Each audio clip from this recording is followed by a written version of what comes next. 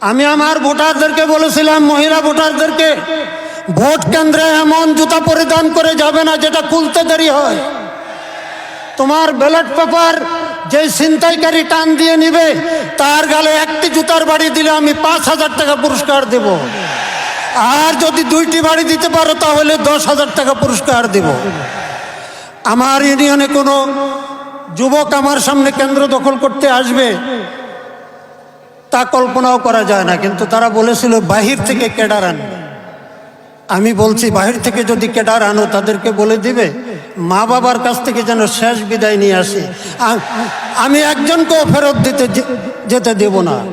আমি আজকে আহ্বান জানাবো, গোটা বাংলাদেশ থেকে ভোট চুরি, ভোট ডাকাতি বন্ধ করতে হলে সবাই এই ভ্যাকসিন আবিষ্কার করার জন্য প্রস্তুত থাকুন। এমনভাবে নির্বাচন করতে হবে। কিভাবে নির্বাচন করবেন?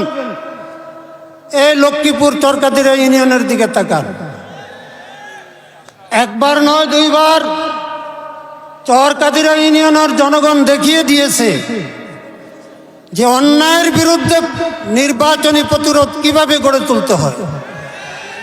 আমি একটি কথা বলতে চাই, দেশে যখন করোনা মহামারী, সবাই আতঙ্কিত, অপেক্ষায় ছিল যে ভ্যাকসিন আবিষ্কার হয় কিভাবে, কখন হয়।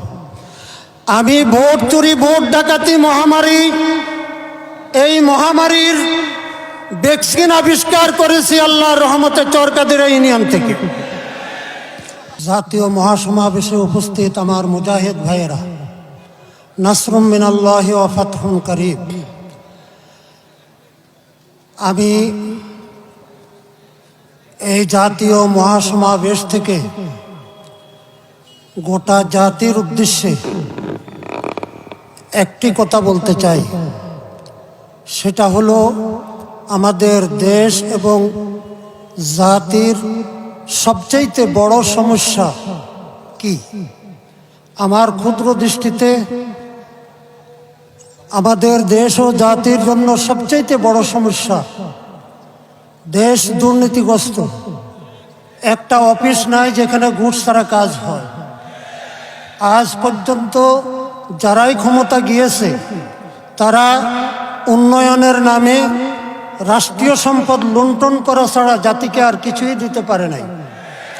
বারবার এই চোরের দল আর ডাকাতের দল ক্ষমতায় গিয়ে রাষ্ট্রীয় সম্পদ লুণ্ঠন করবে, আর আমরা তামাশা দেখতে থাকবো, তা চলতে পারে না। সুতরাং 1বার, 2বার, 3বার গোটা জাতির চোখে ধুলা দিয়ে নির্বাচনের নামে ভোট চুরি আর ভোট ডাকাতির মাধ্যমে ক্ষমতায় গিয়ে যারা রাষ্ট্রীয় সম্পদ লুণ্ঠন করছে বা করতেছে তাদেরকে প্রতিহত করতে হবে।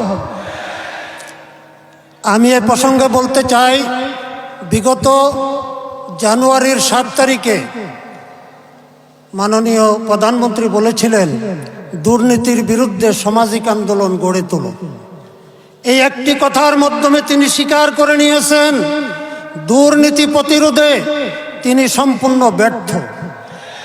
পরপর 3বার প্রধানমন্ত্রী হয়েও তিনি দুর্নীতি বিন্দু পরিমাণ কমাতে পারেন নাই। তাই তিনি গোটা জাতির প্রতি আহ্বান করেছেন যে দুর্নীতির বিরুদ্ধে সামাজিক আন্দোলন গড়ে তুলুন। আমি জিজ্ঞাসা করতে চাই, আন্দোলন কিভাবে করব? মিছিল নিয়ে মাঠে নামা যায় না, কোনো রাজনৈতিক জনসভা করা যায় না, রাজনৈতিক বক্তব্য রাখা যায় না, কোরআন ও হাদিসের আলোকে অন্যায়ের বিরুদ্ধে কথা বলা যায় না। আজকে উলামায়ে কেরাম জেলখানায় বন্দী, জাতীয় নেতৃবৃন্দ জেলখানায় বন্দী। আপনি আমাদেরকে বলেন সামাজিক আন্দোলন গড়ে তুলতে, কিভাবে সামাজিক আন্দোলন গড়ে তুলব? হ্যাঁ, সামাজিক আন্দোলনের জন্য আমরা একটা পথ বেছে নেব। আর মাত্র 1 বছর বাকি জাতীয় নির্বাচন। এই নির্বাচনে আমরা ব্যালটের মাধ্যমে আমরা সামাজিক আন্দোলন গড়ে তুলব দুর্নীতির বিরুদ্ধে।